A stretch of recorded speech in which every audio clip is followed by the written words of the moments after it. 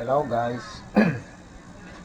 Ito bagong project natin, installing of quick release connector para mabilis natin may para quick sa access sa mga pagpalit ng interior, pag repair ng makina, pwede mo siya tanggalin agad, di baklas yung wire nya. Ngayon ito yung kable nya, i-review natin. Quick release connection to.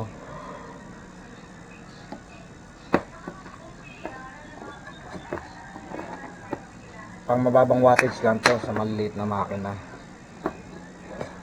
Para pag nagkaroon, gagano mo siya. Kasi ito, nandito sa itatanim natin sa makina. Ngayon, pag naplatang ka, quick access ka, pwede mo tanggalin yung buong, ayan, ito nakaganyan. Pwede mo siya tanggalin buo, yung buong makina mo. Kung naplatang ka o may re-repair ka sa makina mo, quick release connector siya. I-install natin siya rito ngayon. Ito ordinaryo hub lang to. Etong kable natin, max nito nasa 1000 watts lang na makina. Pwede sa stand up scooter, kick scooter, sa mga malilit na e-bike, o sa mga project ninyo, basta quick release siya, quick access. Kagandahan nito, nandito na rin yung hall sensor, phase wire nya, tsaka may extra wire siya para sa temperature control. Sensor nya, temperature sensor. Ngayon i-install natin to, panoorin natin. Ngayon mamaya lalagyan natin ng temperature sensor to, para do sa controller mo, kung high end yung controller mo, madidetect mo do sa display nya yung sensor mismo ng init ng makina. Masesense yung init ng mismong stator nya. I-install natin ng yan, ng sensor. Now ito, puputol siya talaga. Ngayon hindi ko pa siya nababaklas, ngayon pa lang natin siya gagawin ngayon. Kaya enjoy lang kayo sa panonood kung paano ko ikabit tong sensor. Medyo matagal-tagal tong video na to. Let's go guys.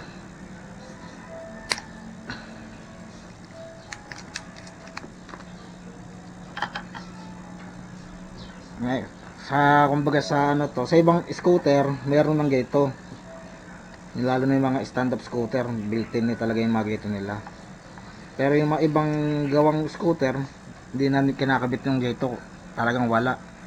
Kaya pag naplatan kayo, nahirapan kayong yung wire ninyo, kasi nga wala silang ganyang quick release.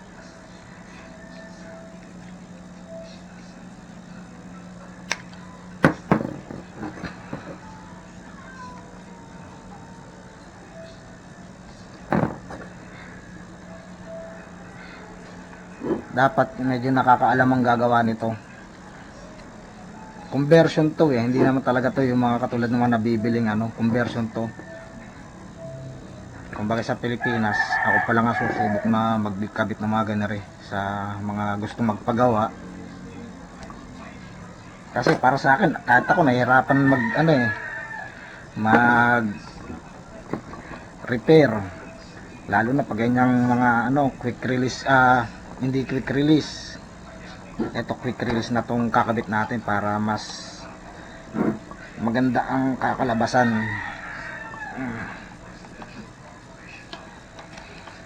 Ito basura na yan, kasi naputol yung wire nya. Kaya umikot dati ngayon i-convert natin siya na quick release para mas siya ngayon, mas masarap gamitin.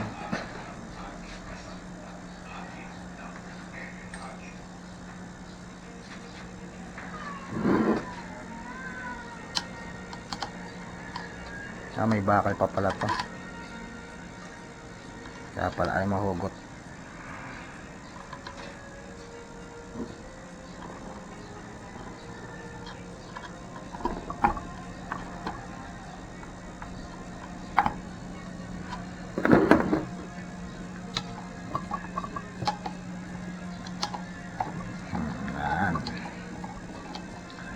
Ngayon, pag nahugot at naikabit natin yun guys, syempre kailangan natin na dyan ng sealant to para yung kahit pa paano sa water prevention niya, ma-prevent pa rin natin yung pagpasok.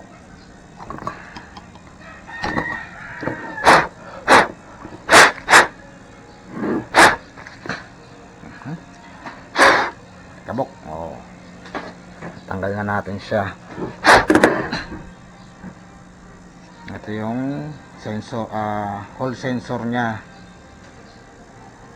Ito naman yung anti-rust proof protection na application na ginagawa ko. Pwede rin kayo mag-apply ng ganito. Pangalawa, mas matibay na yung mga winding niya. Mas prevented kaysa sunog ng makina. Kasi matigas na yung winding niya.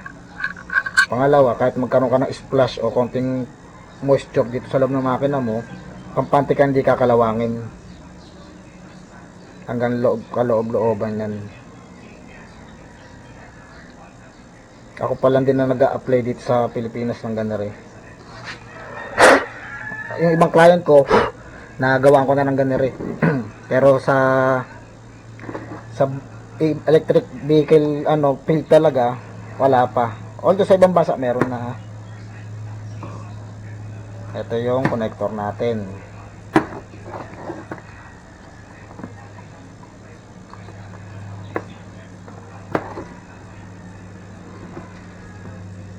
Gusto ko mababa ng konti. Yan, pagkain natin. Siguro ang nito, 130 meters to millimeter So isa't kalahating metro. So hatiin na lang natin ng alanganin sa isa. Kasi yung isa, yung kabiyak nito, pwede natin ikabit sa controller. Mismong yung controller mo, itatanim na natin to sa loob. Kaya mas maganda pa rin. Ayan. Kahit medyo mahal yung connector na to, sige, putol lang ng putol. Ayan, putol na siya. So, itong maiksi na to, itatanim natin din. Tapos, meron akong nakitang, ito dati, yung spring niya for protection. So, ito yung kabiyak Ito yung kabiyak. Ito, itatanim nyo doon sa loob na mismo ng controller para wala na kayong hassle sa wire, kung paano mga connection, quick release na lahat. Lang siya, good to go na talaga siya. Kasi yung mga previous talaga, kailangan isa-isa mo pa siyang i-wiring. Ngayon babaguhin natin yung sistema para mas mabilis kayo makapag-access.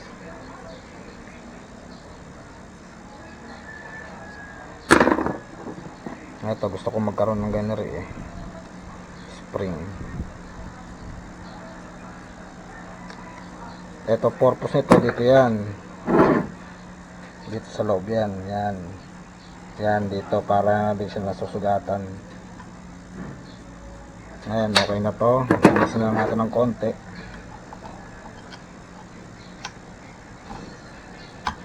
May wire pa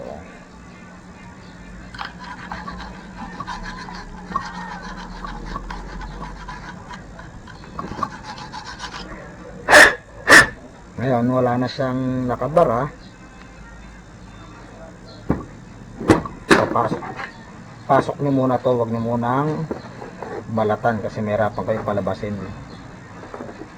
So, itong medyo naka-curve sa kanya, dito nyo siya paporma para di kayo mahirapan. Ayan, mas mahirap siya may pa, may bakal-bakal pa sa loob.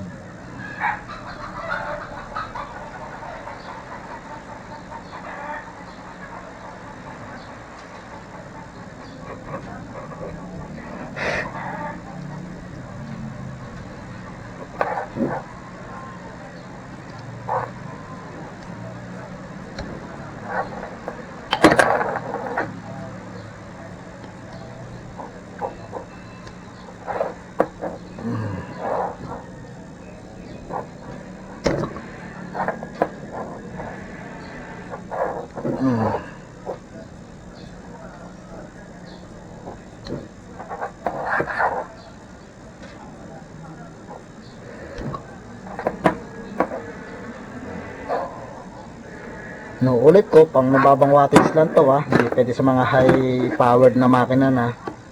Pang mga 1,000 pababa, 800, 700, 600, 350 watts. Mas maganda to. Yan. Basta lumusot lang siya. Ayan, nakalusot naman na siya guys. Tutulungan nyo na siyang humaba pa ng gusto talaga. Siyempre, ingatan nyo pa rin siya masugatan para sayang yung trabaho nyo.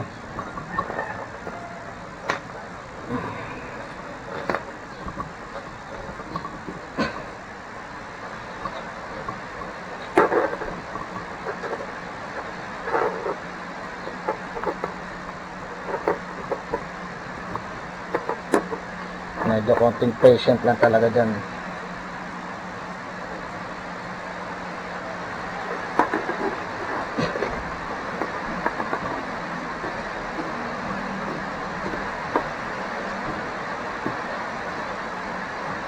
Yan. Ito na siya. Oh. Quick release na siya. Tutusok nyo na to sa ganun ng isa. Sa controller. May arrow-arrow yan. Oh. Tukot nyo siya. Ngayon, pag na-plug ka, o may gusto kang ayusin sa gulong mo, quick release mo lang tong ganun. Ito, matatanggalin mo na to sa buong swing arm ng bike mo. Ngayon, magpo-proceed na tayo sa wiring. Siyempre, coding pa rin. Kung ano yung dating mga kulay nito, ibabalik nyo lang din. Ngayon, yung extra white ditong kulay is for the temperature control. Ngayon, babalikan natin, i-wiring natin dito, tapos lagyan natin siya ng cable tie dito para ma-secure ulit yung wiring niya. Yan, ito. Tapos ka na rito. Pwede mo nang i-lock yung alambre mo. Ayan. Di ba? Pangalawa, kagandahan nito, ito pumapasok sa tornilyo, sa mismong lock niya. Wala kang problema. See-through yan, ganun, no? Labas na ganun yan. Makakapag-screw ka kagad. Diba guys? Quick release connector to. Nandito na lahat ng wiring mo. Ngayon, nire-rewiring na natin guys. Siguro 30 minutes pa to. Tapos bukas, may isa pa akong makinang gitong gagawin. Katulad nito, mga ano na oh. I-wiring lang natin.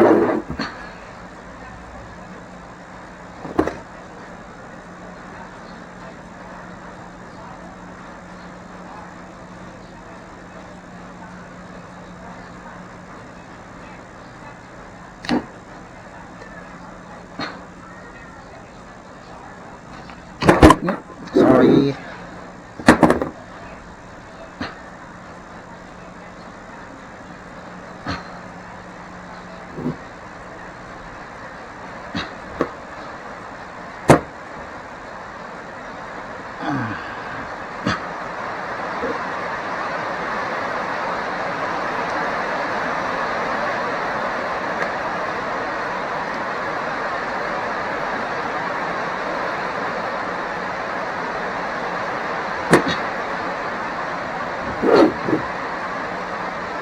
Anong butas eh. Tatitira yan.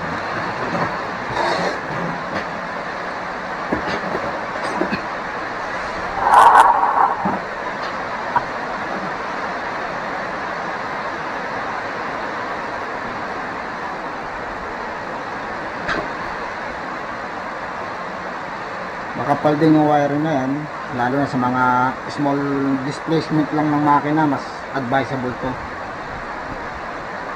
1,000 watts pababa ah.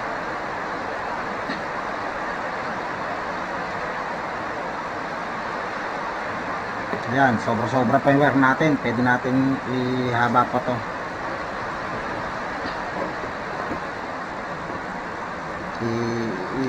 Iba natin ba?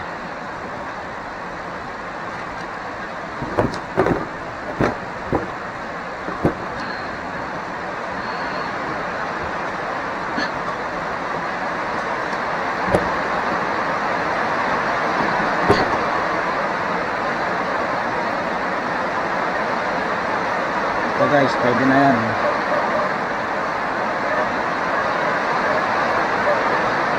Huwag masyado maiksi, baka mabitin kayo.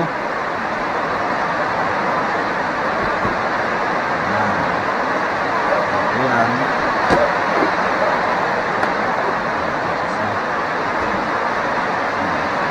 Abot na lahat. Okay guys, kompleto na. Ay set up na natin siya.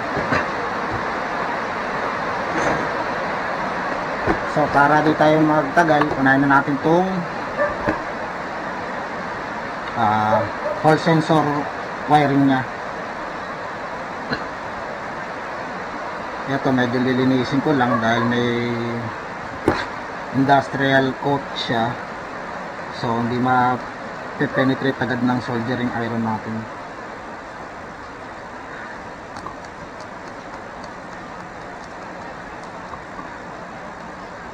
Sobrang kunat nung coat nito.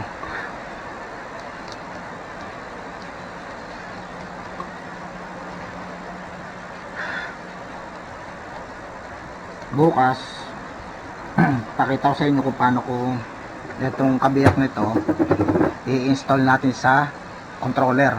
Itatanim na natin ito sa loob ng mismo controller.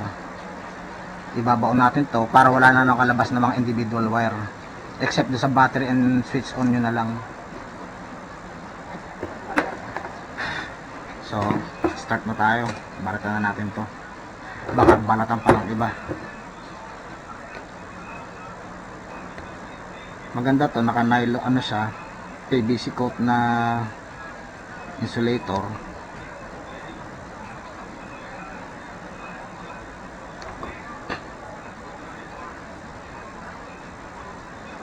High temperature welding kasi ito, kaya PVC yung ginamit na insulator ng ano wire. Siyempre be careful sa pagbabalat ng wire para hindi umiksi, kakaputol.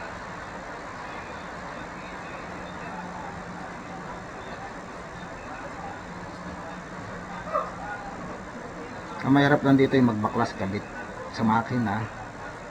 Kung hindi, wala naman kayong sapat na kaalaman tungkol sa makina at pag mabaklas at pagkabit, mas maganda ipabayan nyo na sa mga nakakaalam. Suggestion lang naman.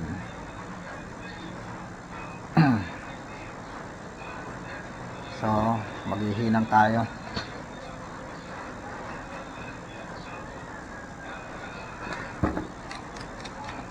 Medyo yung panginang natin medyo dispalingado at ayaw kumapit yung ano, yung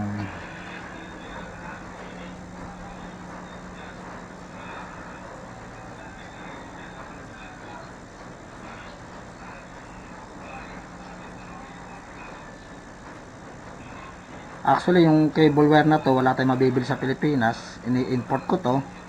Sa mga gustong bumili, PM nyo lang ako. At sa mga gusto magpakabit din, PM nyo lang. Tsaka na lang natin pag-usapan ng presyo sa buong trabaho ng ganire.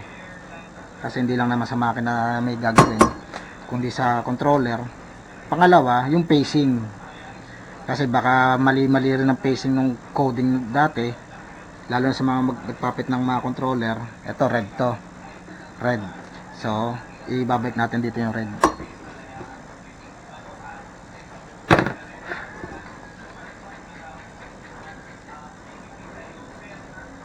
Ayan ang red.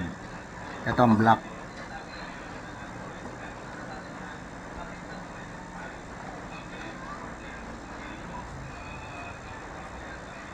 Ito black. Bawasan natin, masyado mahaba yung mga wire eh.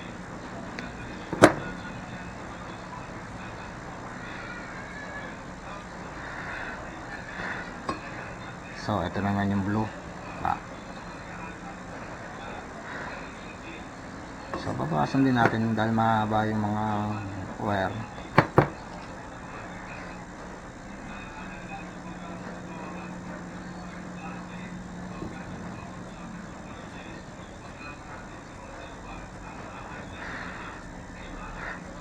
And so sunod yellow.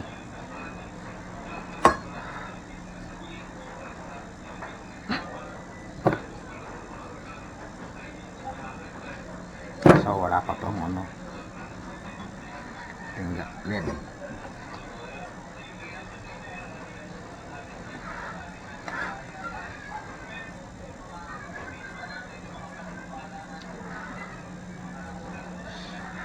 So green na tayo, last green.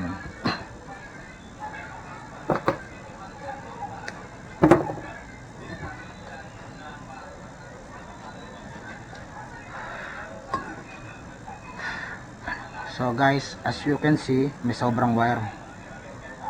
Dito kinakabit yung temperature sensor and the negative. Magtatap ka lang dito ng isang negative wire para sa sensor. Pwedeng idikit na rito sa body yung temperature sensor natin. Papakita ko sa inyo yung sensor na yun.